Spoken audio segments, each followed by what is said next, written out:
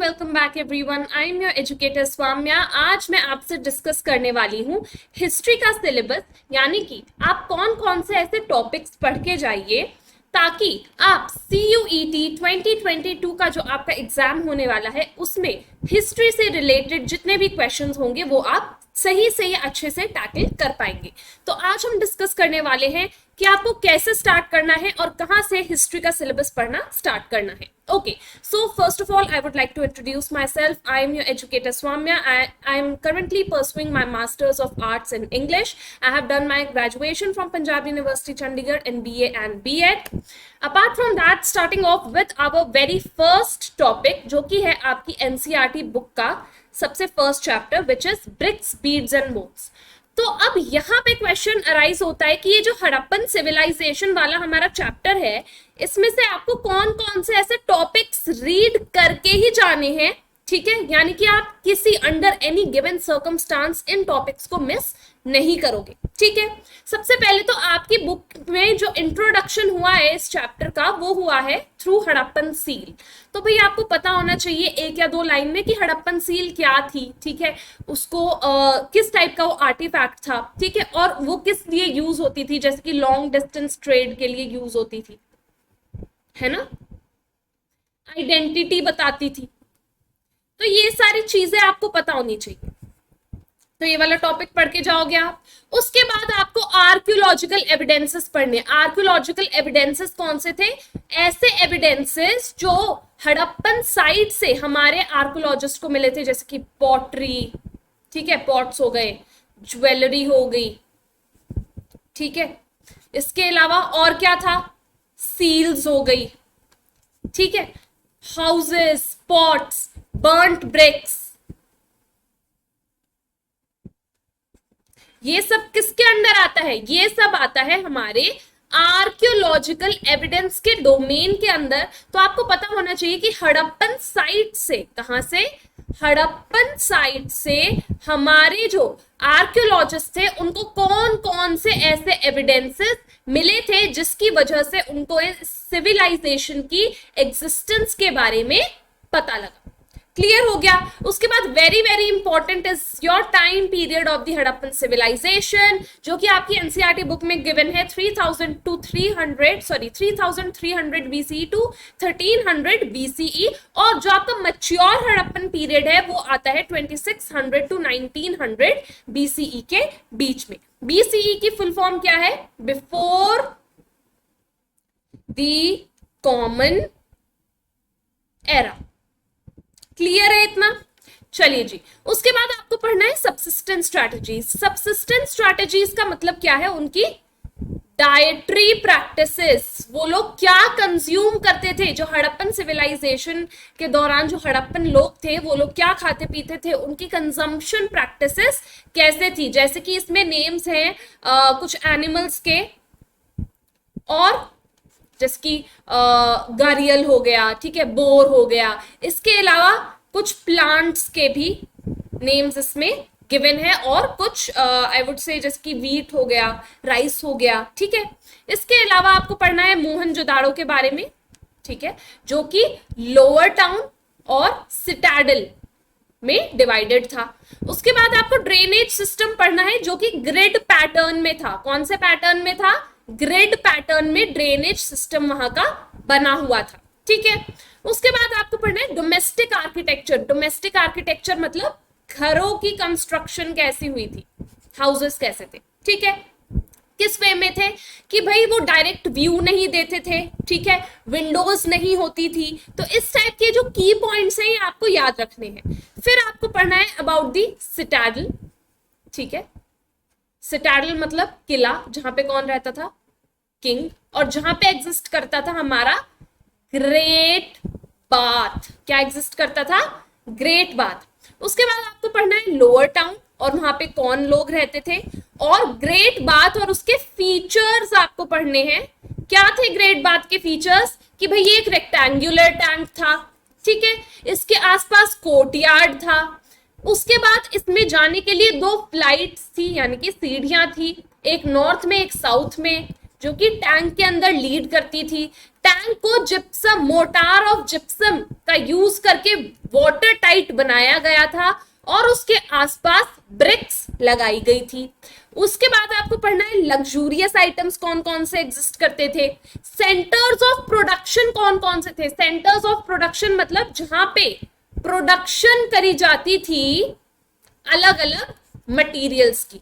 उसके बाद जो मटेरियल था वो लाया कहां से जाता था, यानी कि कैसे हड़प्पन्स ने कॉन्टैक्ट्स मेंटेन किए हुए थे अलग अलग आसपास के एरियाज के साथ और विद दी डिस्टेंट लैंड्स, और वो वहां से कौन कौन से चीजें या प्रोडक्ट्स लाते थे। ठीक है, उसके बाद जो आपकी हड़प्पन स्क्रिप्ट है उसका नेम है एनिग्मेटिक स्क्रिप्ट, ये आपको पता होना चाहिए। उसके बाद आपको पढ़ना है सील्स और सीलिंग्स। सील्स और सीलिंग्स क्या करती थी, फैसिलिटेट करती थी लॉन्ग डिस्टेंस ट्रेड को। किसको, लॉन्ग डिस्टेंस ट्रेड। उसके बाद आपको वेट्स, वेट्स किस लिए यूज होते थे, चर्ट्स और वेट्स क्यों यूज होते थे, ताकि जो चीजें हैं उनको वे किया जा सके, है ना। और मेटल स्केल पैन जिसको हम तराजू भी कहते हैं, ये भी यूज किया जाता था। पैलेसेस और किंग्स के बारे में आपको पढ़ना है। और अथॉरिटी कौन सी ऐसी अथॉरिटी थी जिसने ये सारी एक्टिविटीज को ऑर्गेनाइज किया था, यानी कि आपका जो एंशिएंट अथॉरिटी वाला टॉपिक है वो आपको पढ़ना है। समझ में आ गया आपको।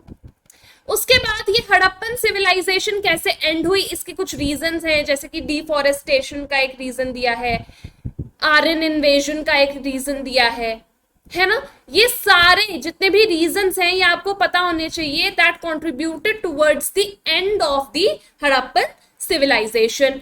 देन जो हमारे फर्स्ट डायरेक्टर जनरल थे एएसआई के, archaeological survey of India, which was Alexander Cunningham, उनकी जो रिपोर्ट्स थी और ऑब्जर्वेशंस थी वो आपको अच्छे से पढ़ के जानी है। उसके बाद आए दयाराम साहनी, ठीक है, इन दोनों की ऑब्जर्वेशंस आपको पढ़नी है। क्लियर हो गया आपको। उसके बाद प्रॉब्लम्स ऑफ इंटरप्रिटेशन, इसमें क्या आता है प्रॉब्लम्स ऑफ इंटरप्रिटेशन में, कि भाई आर्कियोलॉजिकल एविडेंस तो इतना सारा है लेकिन उसको समझे कैसे, उसको डेसिफर कैसे करें, डिकोड कैसे करें, इंटरप्रेट कैसे करें। क्लियर हो गया इतना। चलिए जी, अब यहाँ पे एक एमसीक्यू है आपके लिए, which of these is the feature of Harappan civilization, urban planning, drainage system, citadel and lower town, या फिर ऑल ऑफ दीज। तो भाई ये भी था, अर्बन प्लानिंग भी सही है, ड्रेनेज सिस्टम भी था ग्रिड पैटर्न में, सिटेडल और लोअर टाउन में भी वो डिवाइडेड था, यानी कि all of these is the correct answer. Moving forward, अब बात करेंगे हम हमारा chapter 2 which is Kings, farmers and towns. इसमें से आपको क्या पढ़ना है कि भाई 1500 ईयर्स का जो टाइम पीरियड था, किसके बाद, जब हड़प्पन सिविलाइजेशन एंड हो गई उसके बाद का जो टाइम पीरियड था उसमें कौन कौन सी डेवलपमेंट्स हुई। ठीक है, उसके बाद इंस्क्रिप्शंस क्या होते हैं, स्क्रिबलिंग्स होती है ना ये हार्ड सरफेस पे, वो आपको पढ़नी है।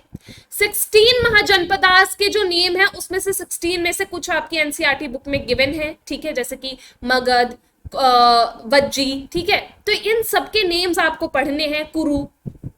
उसके बाद आपको मॉडर्न एम्पायर और उसके फीचर्स पढ़ने जरूरी है।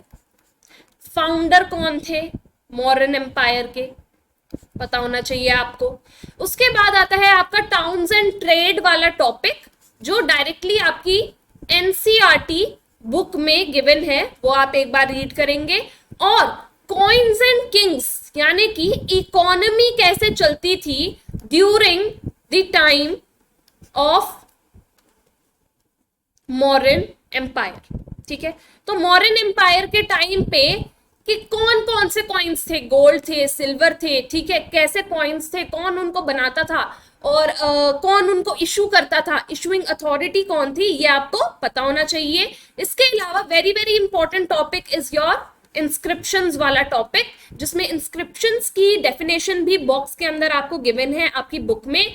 और इन इंस्क्रिप्शंस को डेसिफर यानी कि डिकोड कैसे किया जाता था, कौन सी लैंग्वेज में ये लिखी गई थी, ब्राह्मी एंड खरोस्ती।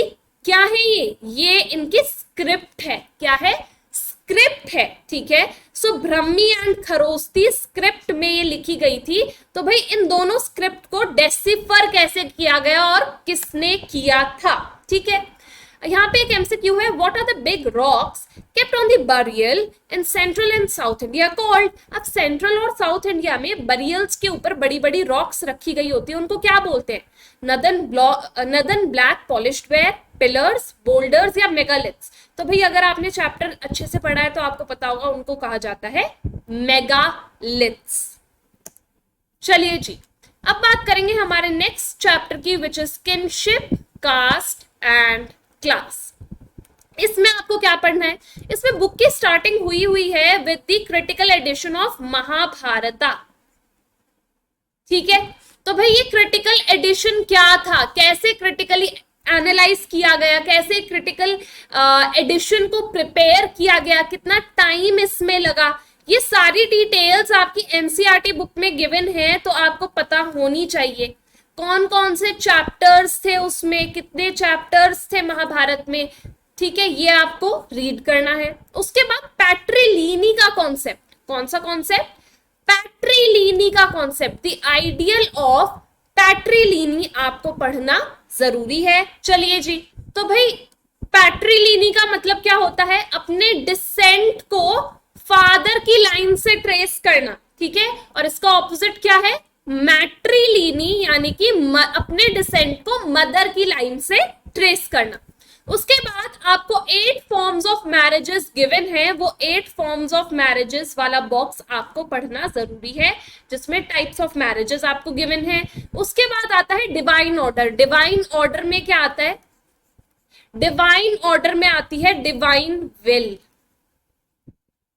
किंग कौन था, किसकी मर्जी चलती थी, ठीक है। और इसके अलावा जो सोशल रोल्स थे सोसाइटी के, वो कैसे डिवाइडेड थे? ब्राह्मण, क्षत्रिय, वैश्य, शूद्र, ये आपको पढ़ने जरूरी है। उसके बाद प्रॉपर सोशल रोल्स, यानी कि जैसे कि क्षत्रिय से एक्सपेक्टेड था कि वो वॉरियर्स की तरह सबको प्रोटेक्शन दे। ब्राह्मण्स का काम था to teach and learn Vedas. Vaishyas का काम था ट्रेडिंग का, और शूद्रास का काम था टू सर्व दी अदर अपर 3, ठीक है। उसके बाद आता है आपका जातीस वाला टॉपिक। जातीस किसको बोलते हैं? और सोशल मोबिलिटी। सोशल मोबिलिटी मतलब कैसे आप अपने जो स्टेटस है उसको रेज कर सकते थे सोसाइटी के अंदर। उसके बाद आता है आपका जेंडर्ड एक्सेस टू प्रॉपर्टी। इसमें क्या आता है भाई कि कौन से ऐसे पैरामीटर थे जिसमें जेंडर के बेसिस पे प्रॉपर्टी को डिवाइड किया जाता था, और क्या फीमेल्स का कोई राइट होता था प्रॉपर्टी में? कौन सी ऐसी फर्स्ट फीमेल थी जिनको प्रॉपर्टी में राइट मिला था? प्रभावती गुप्ता। इनके बारे में जरूर पढ़ना है आपको। उसके बाद आते हैं आपका टॉपिक हिस्टोरियंस एंड महाभारत, कि भाई महाभारत को कैसे समझा है हमारे हिस्टोरियंस ने। Moving forward to our chapter 4 which is thinkers, beliefs and buildings.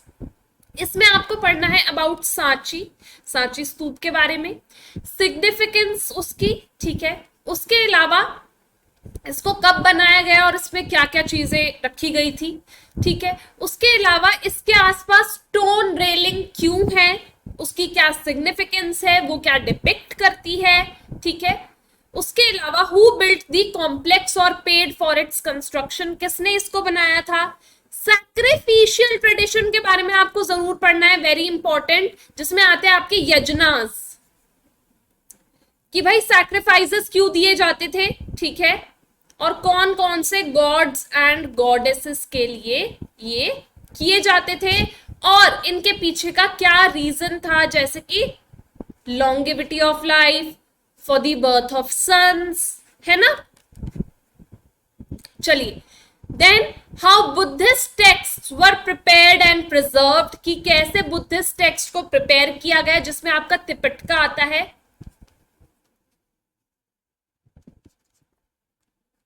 सुता पिटका, विनय पिटका एंड अभिधम्मा पिटका, ये आपको पढ़ने हैं। और इनके अंदर का सब्जेक्ट मैटर। उसके बाद आपको पढ़ना है द स्प्रेड ऑफ जैनिज्म वाला टॉपिक, ठीक है। और उसके बाद आपको पढ़ना है Lord Buddha and his quest, यानी कि सर्च फॉर एनलाइटनमेंट, और उन्होंने एनलाइटनमेंट कहां अटेन किया था? अंडर बोधि ट्री, ठीक है। उसके बाद आता है आपका हेगियोग्राफी किसे कहते हैं? Hagiography refers to the biography of a saint और अ रिलीजियस लीडर, जिसमें जनरली उस सेंट की अचीवमेंट्स के बारे में बताया जाता है और ये भी बताया जाता है कि जो सेंट के फॉलोअर्स थे वो उसके बारे में क्या सोचते थे। उसके बाद आपको वेरी वेरी इंपॉर्टेंट टॉपिक जरूर पढ़ना है, वो है the teachings of lord Buddha, ठीक है। अब यहाँ पे क्वेश्चन है where did lord Buddha attain enlightenment? Lumbini, Sarnath, Bodh Gaya या ग्वालियर? अभी अभी मैंने आपको बताया बोधि ट्री के नीचे बोध गया में, सो बोध गया में अंडर बोधि ट्री, ठीक है जी। चलिए उसके बाद आता है आपका chapter number 5 through the eyes of the travellers. इसमें आपको क्या पढ़ना है बच्चे? इसमें आपको पढ़ना है अल-बरूनी के बारे में, जो कि आपके फर्स्ट ट्रैवलर है जिनके बारे में डिस्कस किया गया है, उनके ऑब्जेक्टिव्स कि वो क्यों आए थे इंडिया में। उसके बाद आपके सेकंड ट्रैवलर है इब्न बतूता, उनकी बुक का नेम है रिहिला। सिमिलरली अल-बरूनी की बुक का नेम है किताबुल हिंद, ठीक है। उसके बाद अल-बरूनी एजुकेशन और एंटरटेनमेंट को कैसे देखते थे। उसके बाद आपके थर्ड ट्रैवलर है फ्रैंकोइस बर्नियर, उनके बारे में आपको पढ़ना है। इन्होंने कॉन्स्टेंटली क्या किया? इन्होंने कंपैरिजन किया इंडिया का विद इनके खुद के नेशन के साथ, यानी कि इनका काम था कंपेयरिंग ईस्ट एंड वेस्ट। उसके बाद आपको पढ़ना है अल-बरूनी का डिस्क्रिप्शन। अल-बरूनी का डिस्क्रिप्शन अलग से गिवन है, कास्ट सिस्टम को उन्होंने कैसे डिस्क्राइब किया था वो आपको जरूर पढ़ के जाना है। इसमें उनका पॉइंट ऑफ व्यू गिवन है रिगार्डिंग दी कास्ट सिस्टम, ठीक है। उसके बाद आपको पढ़ना है कि वर्ण सिस्टम को कैसे डिस्क्राइब किया है हमारे ट्रैवलर्स ने। वर्ण सिस्टम क्या है हमारा? यही हियरार्किकल सिस्टम, ब्राह्मण, क्षत्रिय, वैश्य और शूद्र, इसको बोलते हैं हम वर्ण सिस्टम। उसके बाद आता है आपका इब्न बतूता, और उन्होंने कैसे डिस्क्राइब किया है इंडियन सिटीज को कि भाई वो बहुत ज्यादा वहां चमक धमक होती थी, बहुत ब्यूटीफुल होती थी, ट्रेड होता था, बहुत कलरफुल होती थी, ये सारे वर्ड्स उन्होंने यूज किए हैं। उसके बाद आपको पढ़ना है द इंपेरियल कारखानास के बारे में, ठीक है। ये आपका गिवन है बॉक्स पे, अगर आपको हेडिंग ना मिले तो मैं आपको बता देती हूँ, आपकी एनसीईआरटी बुक में बॉक्स में ये गिवन है टॉपिक। उसके बाद आपको बताना है कि कैसे इन ट्रैवलर्स ने वेमेन को डिस्क्राइब किया है कि वेमेन को as slaves, as sati and as labourers treat किया जाता था, और सती सिस्टम को कैसे डिस्क्राइब किया गया है थ्रू ट्रैवलर्स, ठीक है। क्लियर हो गया? मेक श्योर आप ये टॉपिक्स अच्छे से पढ़ के जा रहे हैं। मूविंग फॉरवर्ड आपके लिए एक एमसीक्यू है, हु रोट किताब उल हिंद। तो भाई यहाँ पे हमने ध्यान से पढ़ा होगा अगर आपने चैप्टर, तो आपको पता चल जाएगा इब्न बतूता ने तो रिहिला लिखी थी, उनकी बुक का नेम था। अल-बरूनी ने लिखी थी किताब उल हिंद, ठीक है जी। चलिए उसके बाद आता है आपका चैप्टर 6 भक्ति सूफी ट्रेडिशंस। इसमें आपको जो टॉपिक्स बहुत इंपॉर्टेंट है जो पढ़ने हैं वो है integration of the cults. Cults मतलब अलग अलग ग्रुप्स को कैसे एक साथ लाया गया। उसके बाद अर्ली ट्रेडिशंस कौन कौन से इमर्ज हुए भक्ति में, जैसे कि अलवर्स और नायनार्स के जो ट्रेडिशंस थे, कहाँ के रहने वाले थे और ये किसके फॉलोअर्स थे, ठीक है, शिवा एंड विष्णु के थे ना। उसके बाद विमेन डिवोटीज कौन कौन सी थी, उनके नेम्स आपको पता होने चाहिए, जैसे कि अंडल है ना। उसके बाद आता है आपका वीराशिवा ट्रेडिशन ऑफ कर्नाटका, ठीक है, वीराशिवा ट्रेडिशन ऑफ कर्नाटका, ये आपको पढ़ना है। उसके बाद आपका अगर हम सूफिज्म में बात करें तो आता है आपका कॉन्सेप्ट ऑफ सूफिज्म, भी एक बार पढ़ लेना सूफिज्म क्या है, ठीक है। उसके बाद आता है आपका शरिया। शरिया क्या है? मुस्लिम लॉ या फिर लॉ गवर्निंग दी मुस्लिम सोसाइटी। उसके बाद आता है आपका उल्मा। उल्मा क्या है? जो स्कॉलर्स है इस्लामिक स्टडीज को जो पढ़ते हैं उनके ग्रुप को कहा जाता है उल्मा। क्या कहा जाता है? उल्मा। ठीक है, उसके बाद आता है आपका नेम्स फॉर कम्युनिटीज। ये है माइग्रेंट कम्युनिटीज को जो नेम दिए जाते थे, जैसे कि तजाकिस्तान वालों को कहा जाता था तजिका। ठीक है, उसके बाद आपको पढ़ना है कांखाज एंड सिलसिलास। कांखाज में क्या होता था भाई? कांखाज में देवर लाइक स्कूल्स जहां पे रिलीजियस टीचिंग्स दी जाती थी और कांखाज के अपने रूल्स एंड रेगुलेशंस थे। उसके बाद सिलसिलास में आता है आपका चिश्ती सिलसिलास। सिलसिला का मतलब, सिलसिला वर्ड का मतलब गिवन है, सिलसिला का मतलब है चेन। कौन सी चेन? जो कि कनेक्ट कर रही है डिवोटी को किसके साथ? गुरु के साथ। उसके बाद चेन या फिर लिंक किसको कहा जाता है? जिसके थ्रू एजुकेशन को इम्पार्ट किया जाता था। ठीक है, उसके बाद आता है सूफीज एंड दी स्टेट, यानी कि सूफीज और स्टेट में आते हैं आपके किंग्स, जिसमें यह बताया गया है कि किंग्स अपने हॉस्पाइसेस को क्लोज प्रॉक्सिमिटी में बनवाते थे सूफीज के। ठीक है, यानी कि वो सूफीज के जो आई वुड से घर होते थे या रहने की जगह होती थी, उनके पास रहना पसंद करते थे। कौन? किंग्स। उसके बाद आपको पढ़ने हैं वेरी वेरी इंपॉर्टेंट संत कबीर और उनकी टीचिंग्स, बाबा गुरु नानक और उनकी टीचिंग्स, और मीराबाई और उनकी टीचिंग्स के बारे में। ठीक है, उसके बाद आता है आपका एमसीक्यू, व्हाट इज शरिया? शरिया क्या था? Muslim Sufi saints, fast during Ramzan, laws governing Muslim community, या फिर गिविंग आर्म्स। तो भाई अभी मैंने आपको बताया शरिया था law governing the Muslim community. ठीक है, शरिया में वो लॉज लेड डाउन थे जिनको मुस्लिम कम्युनिटी को फॉलो करना पड़ता था। मूविंग फॉरवर्ड अब आता है आपका chapter number 7 and imperial capital Vijayanagar. चलिए जी, इसमें आपको विजयनगर का ओल्ड नेम पढ़ना है हम्पी। हम्पी की डिस्कवरी। ठीक है, हम्पी नेम किसके नेम पे रखा गया था? लोकल मदर गॉडेस पंपा देवी के नेम पे। यह आपको पता होना चाहिए। ठीक है, उसके बाद यहाँ के जो ग्रुप्स थे रायास, नायकास और सुल्तान्स, उनके बारे में पता करना है, उनकी एक्टिविटीज के बारे में पढ़ना है जरूर। उसके बाद मोस्ट इन्फ्लुएंशियल रूलर थे कृष्णदेव राय। 1509 to 29 तक इन्होंने रूल किया था। इनके बारे में पढ़ना है और इन्होंने कौन कौन सी चीजें कंस्ट्रक्ट कराई। ठीक है, ये जरूर पढ़ना। उसके बाद आता है आपका द रॉयल सेंटर और सेक्रेड सेंटर के बारे में, जिसमें आपका आता है महानवमी डिब्बा। याद है ना? ठीक है, ये आपको पढ़ना है। ठीक है, और यहाँ पे कौन कौन सी एक्टिविटीज होती थी और इसका फिजिकल डिस्क्रिप्शन भी पढ़ना जरूरी है।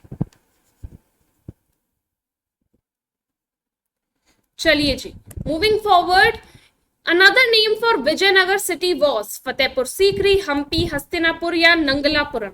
तो भाई यहाँ पे मैंने अभी आपको बताया कि हम्पी था इसका old name, so the correct answer is Hampi. उसके बाद आता है आपका chapter 8 peasant, zamindars and state, जिसमें आपको पढ़ना है एजेंट्स ऑफ द स्टेट कौन थे। ठीक है, यहाँ पे स्टेट किसको कहा गया है? ब्रिटिश गवर्नमेंट को। क्या करते थे वो? रेवेन्यू कलेक्ट करते थे, असेस करते थे पहले रेवेन्यू कितना होगा। ठीक है, कैसे असेस करते थे? लैंड को मेजर करके कलेक्ट करते थे रेवेन्यू और रिकॉर्ड्स रखते थे। ठीक है, उसके बाद आपको इरिगेशन एंड टेक्नोलॉजी वाला टॉपिक पढ़ना है। विलेज कम्युनिटी में कौन कौन से लोग इंक्लूडेड थे? मेन, वेमेन, चिल्ड्रन, किस टाइप के लोग, वो आपको पढ़ना है। पंचायती सिस्टम कैसा था और हेडमैन किसको बोलते थे, वो पढ़ना है। विमेन का क्या रोल था अग्रेरियन सोसाइटी में, क्या क्या काम विमेन करती थी in the field of agriculture, वो आपको पढ़ना है। उसके बाद very very important is the zamindars वाला टॉपिक और रोल ऑफ जमींदार्स आपको पढ़ना है। उसके बाद आपको पढ़ना है लैंड रेवेन्यू सिस्टम क्या था। ठीक है, लैंड के रेवेन्यू को कैसे मेजर किया जाता था और किस बेसिस पे रेवेन्यू लिया जाता था फ्रॉम फार्मर्स। ठीक है, उसके बाद एक टर्म डिस्कस की गई है अमीन। अमीन किसको बोलते थे? उस ऑफिशियल को बोलते थे जो कि इंश्योर करता था कि सारे रूल्स एंड रेगुलेशंस जो कि ब्रिटिश स्टेट, इंपेरियल मतलब ब्रिटिश स्टेट लगा रही है, वो प्रोविंसेस यानी कि स्टेट्स में अप्लाई हो रहे हैं या नहीं। उसके बाद बहुत इंपॉर्टेंट टॉपिक है आपका मनसबदारी सिस्टम, जो आपको पढ़ना है। ओके, सो यहाँ पे हमारा ये जो मनसबदारी सिस्टम है ये क्या था? तो बेसिकली आपको ये समझना जरूरी है कि मनसबदारी सिस्टम था क्या, मनसबदार्स कौन थे। ठीक है, तो बेसिकली ये एक ब्यूरोक्रेटिक अपैरेटस यानी कि एक ब्यूरोक्रेटिक सिस्टम था। ठीक है, एक ऐसी बॉडी थी जो कि स्टेट के सिविल और मिलिट्री अफेयर्स को मैनेज करती थी। ठीक है, यानी कि एक ऐसा ग्रुप था जो कि ब्रिटिशर्स के बिहाफ पे सिविल और मिलिट्री अफेयर्स देखती थी। ठीक है, इसके अलावा और क्या करते थे? ये क्लासिफाई करते थे लैंड्स अंडर अकबर। अब अकबर के अंडर लैंड्स को कैसे क्लासिफाई किया गया? एक तरीके के लैंड को कहा जाता था पोलज। ठीक है, ये जो इस टाइप का जो लैंड था इसको एनुअली कल्टीवेट किया जाता था for each crop in succession. ठीक है, और इस टाइप ऑफ लैंड को कभी फैलो यानी कि बंजर नहीं छोड़ा जाता था, हर टाइम इस पे खेती चलती रहती थी। फिर अनदर टाइप ऑफ लैंड था पड़ौती। अब पड़ौती क्या होता था? पड़ौती एक ऐसा लैंड था जिसपे काफी टाइम तक कल्टीवेशन नहीं की जाती थी ताकि वो लैंड अपनी स्ट्रेंथ को रिकवर कर सके। नेक्स्ट टाइप ऑफ लैंड था चच्चड़ या फिर चाचड़। ठीक है, इस लैंड को 3 या 4 साल तक फैलो यानी कि बंजर छोड़ा जाता था, खेती नहीं करी जाती थी इस पे। और फोर्थ टाइप ऑफ लैंड था बंजर। बंजर बोलते थे एक ऐसे अनकल्टिवेटेड लैंड को जहां पे खेती नहीं हो सकती थी क्योंकि वो 5 साल या उससे ज्यादा टाइम तक बंजर पड़ा था, या फिर जिसको हम कहते हैं ना ये तो बंजर लैंड है, मतलब वेस्ट लैंड की तरह इसको माना जाता था। तो आपको ये टाइप्स ऑफ लैंड्स पता होनी चाहिए। उसके बाद अगर हम बात करें, वेरी इंपॉर्टेंट है आपकी एन.ई. अकबरी। ठीक है, अब एन.ए. अकबरी जो कि अबुल फजल ने लिखी थी, उसमें उसने क्या क्या लिखा था भाई? उसमें उसने डिटेल्ड अकाउंट दिया था कोर्ट के बारे में, Mughal court, Mughal army, sources of revenue क्या थी, प्रोविंसेस कितनी थी, एम्पायर का फिजिकल लेआउट कैसा था, वहां का लिटरेरी, कल्चरल और रिलीजियस ट्रेडिशन कैसे थे, कितने दफ्तर थे। ठीक है, अब इसमें दफ्तर्स कैसे मेंशन किए हैं? 5 बुक्स में। ठीक है, दफ्तर्स उसने मेंशन किए हैं जिसमें जो फर्स्ट 3 बुक्स हैं उसमें उसने सिर्फ एडमिनिस्ट्रेशन के बारे में डिस्क्राइब किया है। फर्स्ट बुक का नाम है मंजिल आबादी। ठीक है, जिसमें हाउस होल्ड के बारे में और उसकी मेंटेनेंस कैसे करी जाती थी इसके बारे में बताया है। सेकंड बुक है सिपाही आबादी, जिसमें सोल्जर्स के बारे में और उनके रिक्रूटमेंट सिस्टम के बारे में बताया है, और सिविल एडमिनिस्ट्रेशन कैसे किया जाता था उस पर थोड़ी सी हाईलाइट किया है। उसके बाद जो थर्ड बुक है मुल्क आबादी, उसमें बताया है फिस्कल साइड यानी कि इकोनॉमिक साइड बताई है, डिस्कस करी है एम्पायर की। इसके अलावा रेवेन्यू रेट्स के बारे में बताया है। ठीक है, ऐसे जितने भी इकोनॉमिक टर्म्स थी वो थर्ड बुक में मेंशन करी गई है। तो इन बुक्स के नेम्स आपको याद होने चाहिए। कौन सी बुक्स है? मंजिल आबादी, सिपाही आबादी और मुल्क आबादी। ठीक है, अब यहाँ पे रिलेटेड एमसीक्यू है, हु रोट एन.ए. अकबरी। एन.ए. अकबरी किसने लिखी है? अबुल फजल, अल बरूनी, इब्न बतूता या अब्दुल रज़ाक? तो भाई अबुल फजल ने लिखी है एन.ए. अकबरी। अब है आपका chapter number 9, Kings and chronicles. चलिए जी, इसमें मुगल एम्पायर के बारे में पूरा डिस्क्राइब किया गया है। ठीक है, अब यहाँ पे मुगल्स की अगर बात करें तो मुगल्स क्या मानते थे कि उनको अपॉइंट किया है किसने? डिवाइन विल ने। डिवाइन विल यहाँ किसको कहा है? गॉड ने, यानी कि भाई गॉड ने उनको भेजा है इस धरती पे रूल करने के लिए। ठीक है, इसके अलावा एक वर्ड मेंशन्ड है क्रोनिकल्स, जो कि टाइटल में मेंशन्ड है। क्रोनिकल्स किसको बोलते हैं? अकाउंट्स को बोलते हैं। किसको बोलते हैं? अकाउंट्स को। ऐसे अकाउंट्स, कैसे अकाउंट्स? जो कि क्रोनोलॉजिकल मैनर में लिखे जाएं, यानी कि इवेंट्स को सीरीज में लिखा जाए। जैसे ठीक है। इसके अलावा मुगल्स ने अपना नेम कहां से डेराइव किया वो आपको पता होना चाहिए, मंगोल से। कहां से? मंगोल से, ठीक है। उसके बाद फाउंडर कौन थे मुगल एम्पायर के? जहीरुद्दीन अकबर। और उनके सक्सेसर कौन थे? नसीरुद्दीन हुमायूं, जिन्होंने 1530 से लेके 1540 तक रूल किया। फिर इनके रूल में एक ब्रेक आया और फिर 1555 से 56 में इन्होंने दोबारा से रूल किया और फ्रंटियर्स, जो एम्पायर के फ्रंटियर्स थे, उनको एक्सपैंड किया। ये गैप इनका क्यों आया? क्योंकि एग्जाइल पे चले गए थे कुछ टाइम के लिए, ठीक है। तो ये आपको पढ़ना जरूरी है कि ये गैप कैसे आया। अब जब आप एनसीईआरटी ध्यान से पढ़ोगे तभी आप इस चीज को समझ पाओगे अच्छे से। उसके बाद आपको टॉपिक पढ़ना है द प्रोडक्शन ऑफ क्रोनिकल्स की। ये जो क्रोनिकल्स थी, ये जो मुगल टेक्स्ट है, इनको कहाँ और कैसे प्रोड्यूस किया जाता था? Who used to write these chronicles, who used to produce these chronicles, what was it total procedure of this production.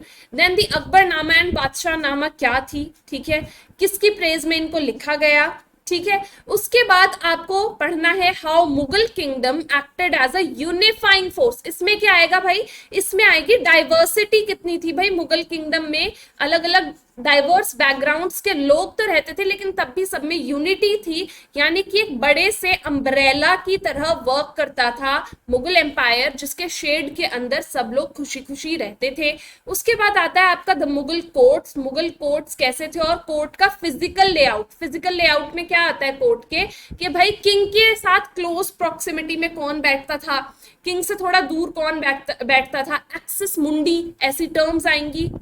Access मुंडी जैसे ये जो टर्म है, इसका क्या मतलब है? एक्सेस मुंडी कहते हैं बेसिकली एक ऐसी पोजीशन को किंग की जहां से वो पूरे कोर्ट को व्यू कर सके और कोर्ट की एक्टिविटीज को व्यू कर सके। उसके बाद आता है अकबर्स क्वेस्ट। क्वेस्ट मतलब सर्च फॉर रिलीजियस नॉलेज, कि भाई अकबर पढ़ने लिखने का बहुत शौकीन था, उसको अलग अलग रिलीजन्स के बारे में पढ़ना पसंद था, इसलिए उसने क्रिश्चियनिटी के बारे में भी काफी स्टडी किया था, ठीक है। मूविंग फॉरवर्ड आपके लिए अब यहाँ पे एमसीक्यू है, the successor of Babur was. Babur के सक्सेसर कौन थे? बाबर के बाद कौन आए थे? क्योंकि फर्स्ट मुगल एम्परर तो बाबर थे, उसके बाद कौन आए थे? हुमायूं, अकबर, शाहजहां या फिर जहांगीर। तो भाई हुमायूं थे। कौन थे? हुमायूं। अभी हमने यहाँ पे पढ़ा हिज सक्सेसर। किसके सक्सेसर? जहीरुद्दीन बाबर के सक्सेसर कौन थे? नसीरुद्दीन हुमायूं।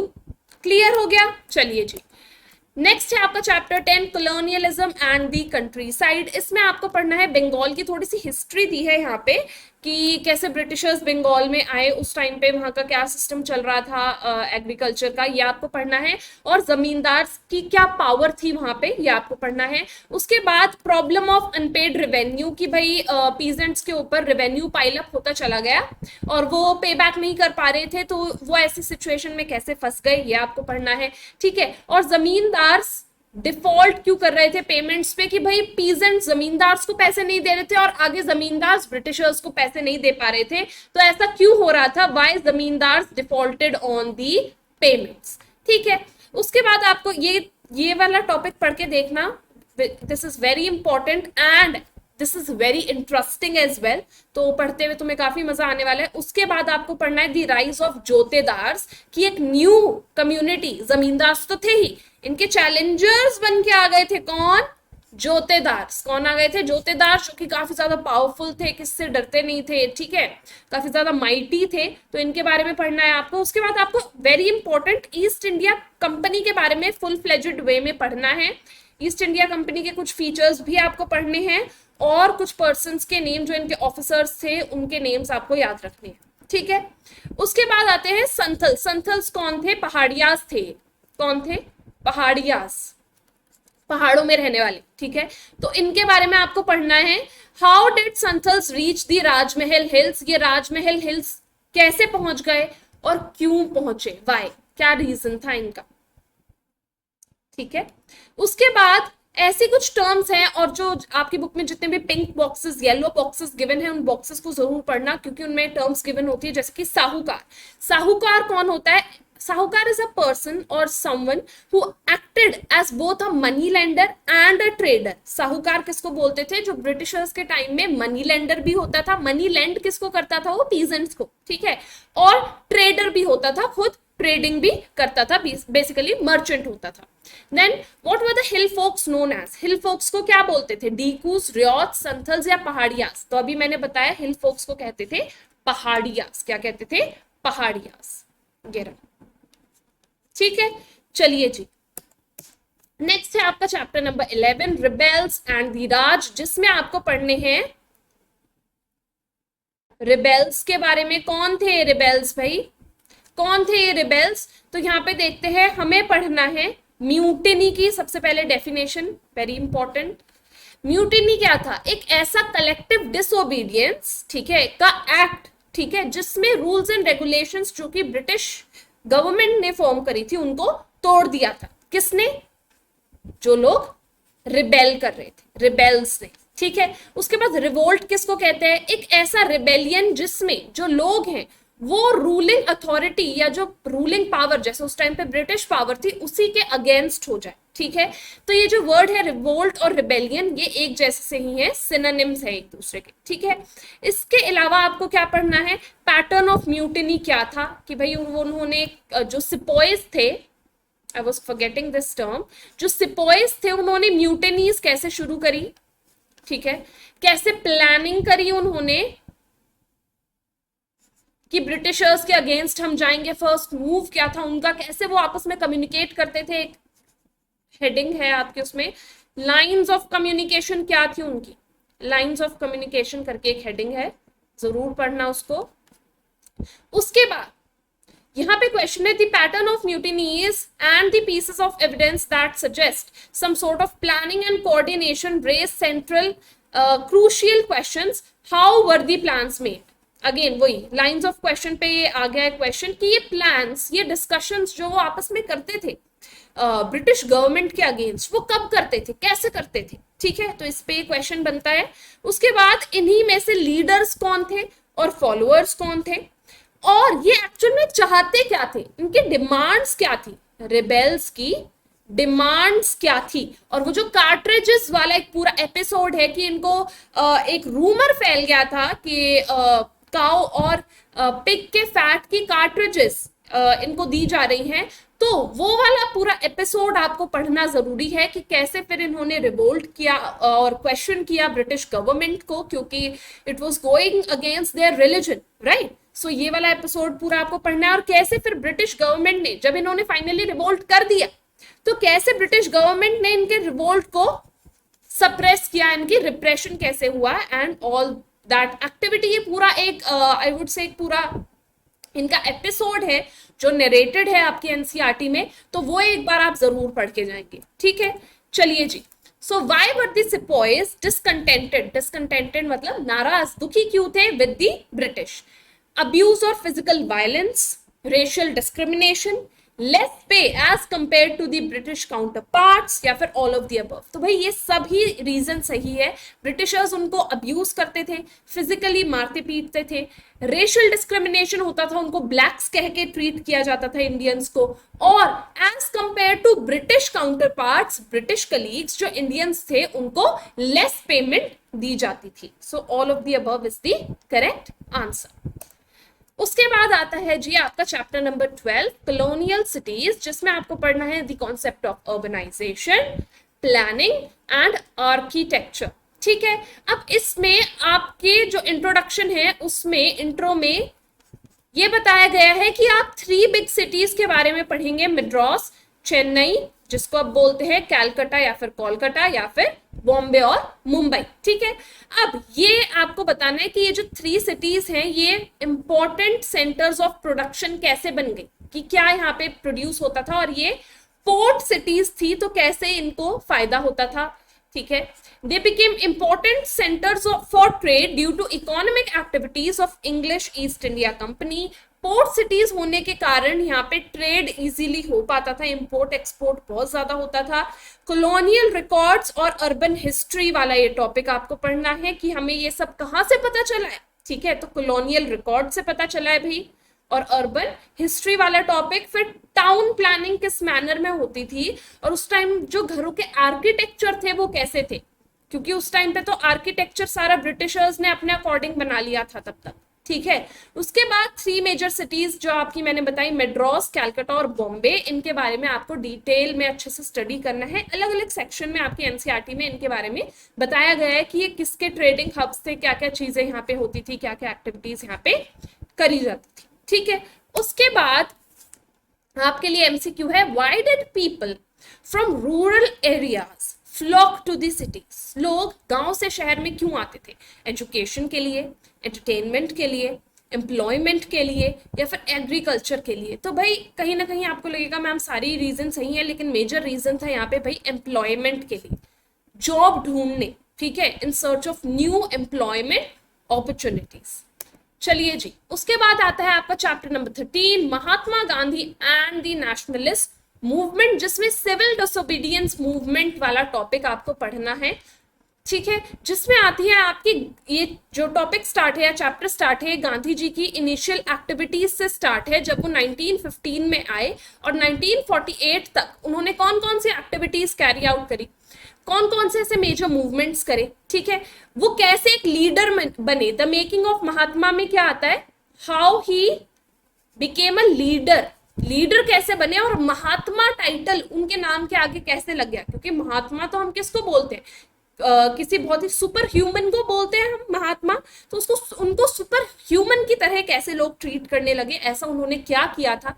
तो भाई उनके वर्क्स आ जाएंगे जो आपको लिखने पड़ेंगे, याद करने पड़ेंगे, और आप उनकी सभी एक्टिविटीज, ठीक है, और उन्होंने कैसे लोगों को मोबिलाइज किया, यानी कि फॉलोअर्स उनके कैसे गेन हुए, ठीक है। उसके बाद उन्होंने इनिशिएटिव्स जब लिए चंपारण में, अहमदाबाद में और खेड़ा में, ये किसके लिए लिए थे उन्होंने इनिशिएटिव्स, पीजेंट्स के लिए, कि भाई याद है आपकी बुक में गिवन है कि भाई एक पीजेंट आया था महात्मा गांधी के पास और उनसे कहा कि आप मेरे साथ चंपारण चलो, ठीक है, क्योंकि वहां पे हमें हमारी मनमर्जी की क्रॉप ग्रो करने की परमिशन नहीं दे रही है ब्रिटिश गवर्नमेंट, और हमसे जबरदस्ती इंडिगो ग्रो करवाया जा रहा है।